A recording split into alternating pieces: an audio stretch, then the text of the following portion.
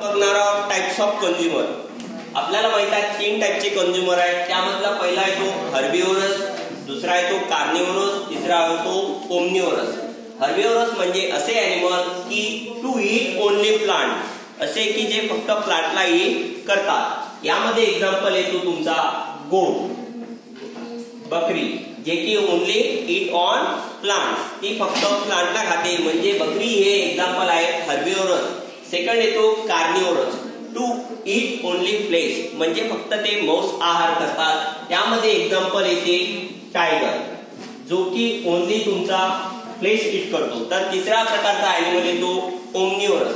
याचा अर्थ की both eat on plants and flesh, जे की प्लांट्स आणि मांस आहार असे दोन्ही करतात, त्यांना म्हणतात ओमनिव्हरस. यामध्ये एक्झाम्पल येते ह्यूमन